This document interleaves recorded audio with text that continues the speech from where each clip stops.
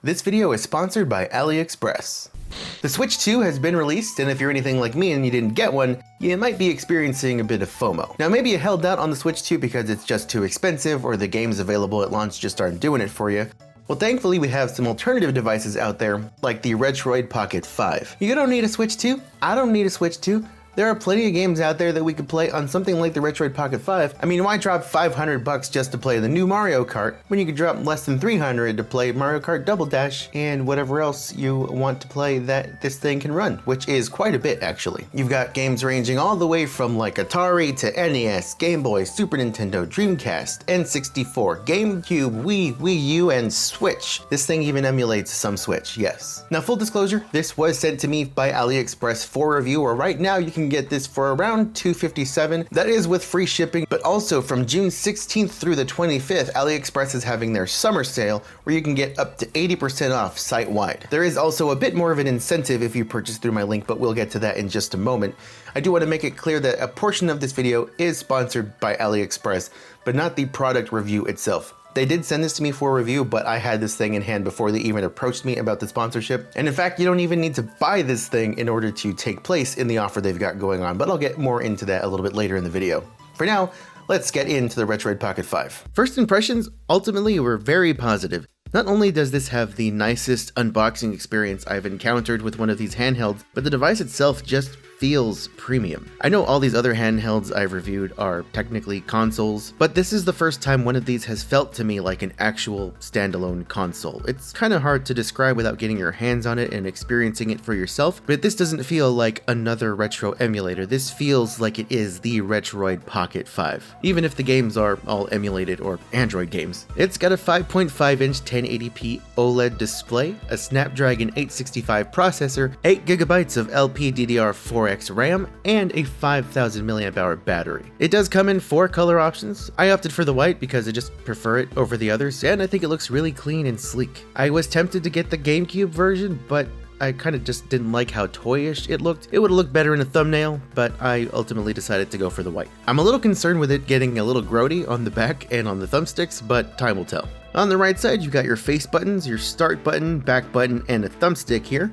And on the left, you've got your select button, D-pad, another thumbstick, and the home button. And of course, on both sides here, we've got the front firing speakers, which sound pretty good. Not the best. They're a little bit tinny, but I mean, overall, they'll do the job. On the bottom, you've got an SD card slot, a headphone jack, and a USB-C charging port. At the top, you've got bumpers, triggers, a power button, and the volume rocker. And along the back, you've got some vents here. There's a fan inside this thing because it will get a little bit warm. You've also got these little ergonomic humps on the back, which have some texture to give you a little extra grip. And the Retroid Pocket logo there on the back too. I really like how the back looks for some reason. It just kind of looks really sleek, and I don't know, I like it. This did come with a screen protector in the box, which I did install, but I think I might remove it. I just think screens look better without a screen protector. And honestly, I don't love the one that came on this device. It makes the front look a little bit darker than it's supposed to be. And there are just some bubbles along the edges, which I can't get rid of, and it's been like a week now since I put it on. Yeah, I think I'm gonna take it off. Real quick, just some size comparisons here. I would say this is closest to a PlayStation Vita. I have the slim model in blue here, and I have the original OLED model in white. It's a little bit wider than the Vita, but I'd say form factor wise, it ultimately reminds me mostly of the Vita itself. And here it is next to a Nintendo Switch Lite. I thought it was going to be a bit closer to the size of the Switch Lite, so I was pretty surprised to see how small it actually is. Here it is next to the Anbernic RG556, which is another handheld emulator. This is obviously a bigger, bulkier handheld, but the screen size and specs are fairly similar, although the Retroid Pocket 5 is a bit more powerful.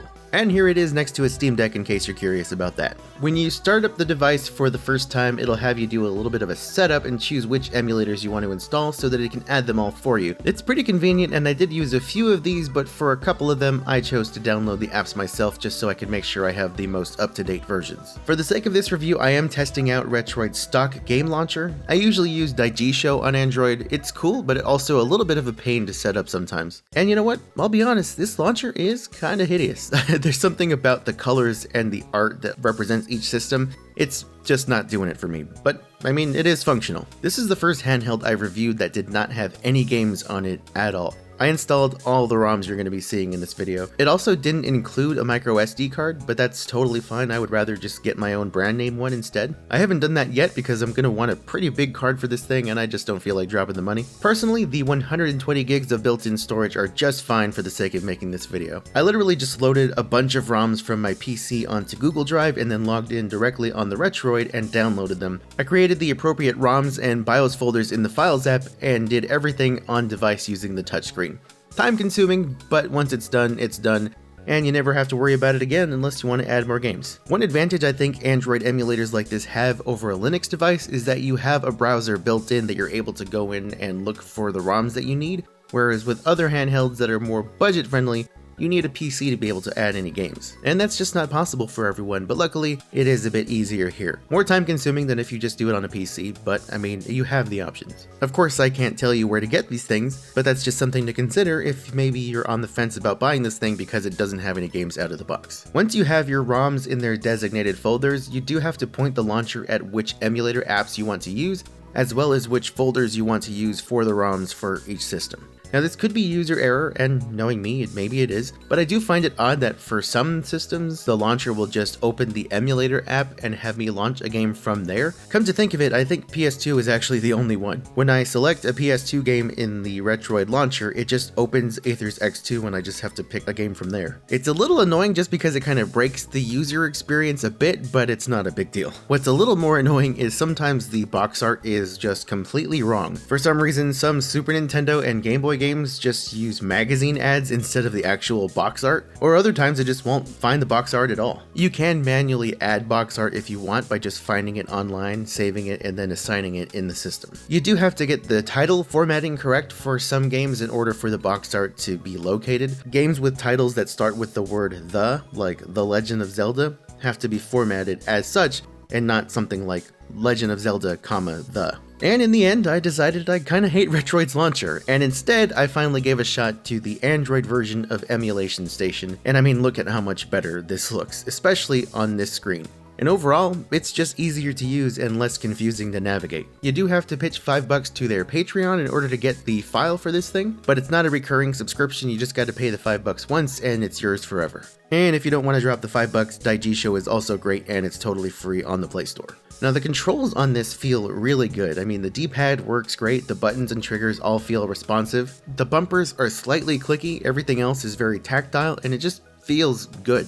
The thumbsticks are a little bit short for my liking. They're about the same length as the thumbsticks on a Nintendo Switch, which is also a little short for me. Mainly for shooters and whatnot, I just prefer longer thumbsticks. But thankfully these sticks are great. No cardinal snapping, they're smooth, and they work as a thumbstick should, which is more than I can say for something like the Anbernic RG556, which is one of the only other Android handhelds I've tested. Now before we get into performance, just allow me a couple of minutes of your time to talk about today's sponsor, AliExpress. If you shop at AliExpress right now, they've got a cashback event going on from June 13th through June 30th, where you can earn up to 10% cash back on any purchase on AliExpress. First, all you gotta do is click the link in the description that will take you to my cashback team page where you can join my team. If you have an AliExpress account, all you have to do is click join team and you're in. The more people who join and shop, the higher our team's cashback rate climbs, up to 10%. There are different tiers based on how active the team is, and the more the team grows, the more everyone benefits. And it doesn't matter what you're buying, if you're buying the Retroid Pocket 5 or other stuff from tech, gaming, home, etc. As long as you use that link in the description to join my team,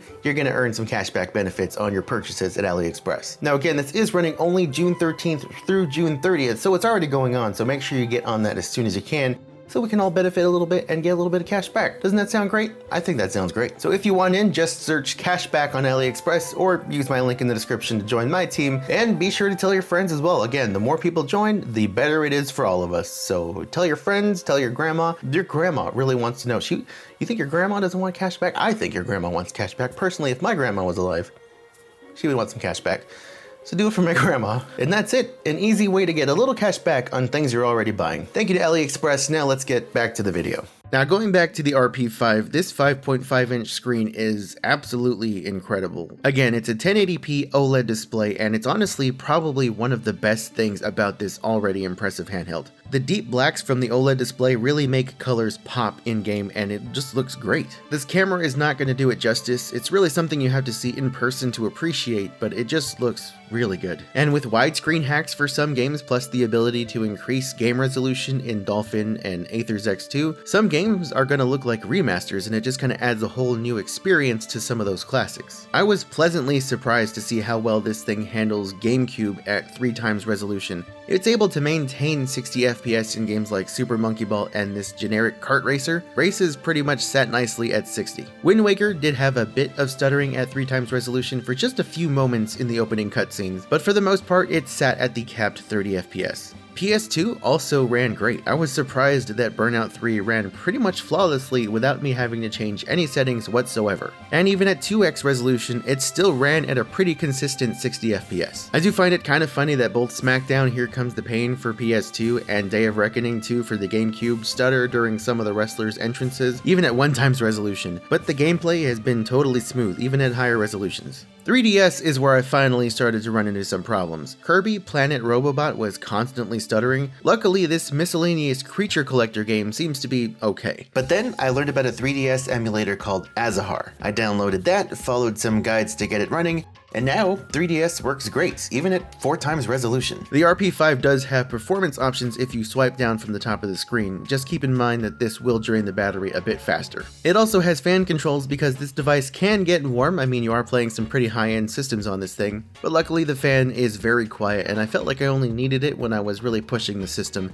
To be safe though, I always keep it on when playing high-end systems. By the way, there are a bunch of useful little toggles in this little swipe down menu, such as changing the triggers from digital to analog, or changing how the face buttons act, either Xbox style or retro style, also known as Nintendo style, where A is confirm and B is cancel. You can also toggle the RGB lighting on. I keep it off to save battery life, and because I don't really need it, I like how this white model looks without the lighting. I do keep the fan and performance mode turned on for 3DS, but now with Azahar I'm getting much better performance. And the RP5 can also emulate some lighter Switch games, which is a whole other world that I have yet to dig into, but it's nice knowing that the option's there. Older systems, of course, are going to run flawlessly. I mean, if this thing is going to run GameCube at 3x resolution, obviously it's going to handle Super Nintendo and Game Boy without a problem. I'm honestly super impressed with how well this performs, especially for the price. For emulation, it handles these higher end systems about as well as my Steam Deck.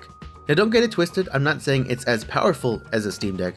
Obviously, this isn't going to run PC games natively, although you can use it for streaming games. I mean, it is an Android device, so all the Android amenities are available here. Xbox Game Pass, PlayStation Remote Play, Steam Link, Moonlight, and so on. I actually decided to test out Google's Play Pass. It's $5 a month and you get access to a ton of full-blown indie games like Stardew Valley, Dead Cells, Limbo, Brotato, just a lot of great indie games that you could play on console or PC, but all available for $5 a month. You just download the ones you want to play, just like Game Pass. I'm not trying to shield this service, it's not sponsored by Google or anything, but I'm just surprised at how many great games are available for such a low price. And they all work seamlessly with the built-in controls so far, at least the ones I've tested. No setup required, it just acts like an Xbox controller. I just wish this device was a little bit more comfortable. In my opinion, it's not very ergonomic. It has those slight grips in the back, but they do almost nothing to help me, and my right thumb starts to hurt after a while from pressing the face buttons. It could just be the way that I grip this thing, but I've got my thumb pressed all close to the rest of my hand and it starts to really cramp right around here.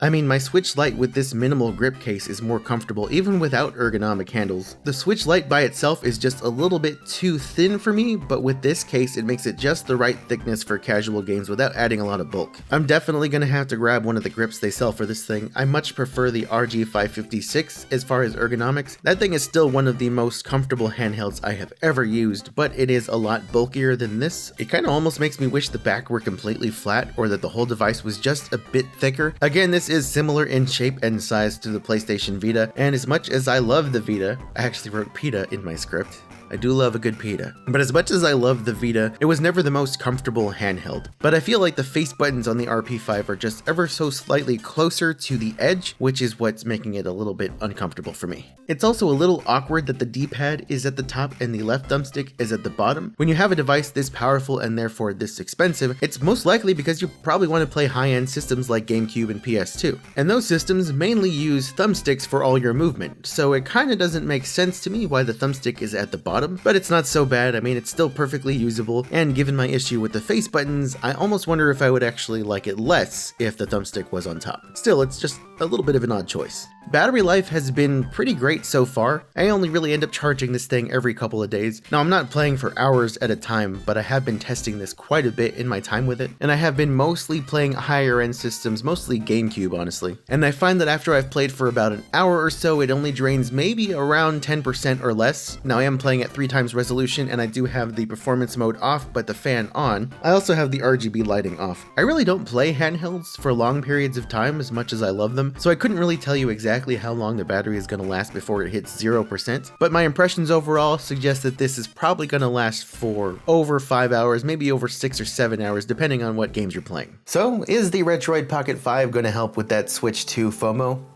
Probably not. Maybe, though. I mean, who knows? Buy one and you'll find out. I don't know. To me, modern gaming is just feeling a little less and less appealing as time goes on, especially with those climbing game prices. So it's nice to have something like the Retroid Pocket 5 that will let you play a lot of classics all on one handheld from a ton of different platforms all throughout gaming. And the fact that it even lets you emulate some Switch games, I mean, that just sounds pretty great to me. It's not the smallest device, it's not the biggest. As far as portability goes, if you're only going to pick up one handheld to use for all emulation, honestly, the Retroid Pocket 5 is probably going to be one of the best options you have available right now. But with that said, that's all the time I've got for today. Thank you guys so much for watching. Thank you again to AliExpress for sending this out for review and for sponsoring a portion of this video. If you're new here, make sure you subscribe. If you're not new, and you're already subscribed, thank you very much. Make sure you watch other videos I've got linked here on the page, and share this video with your friends, share the channel with your friends, tell them about the Retroid Pocket 5, tell them about that cashback deal.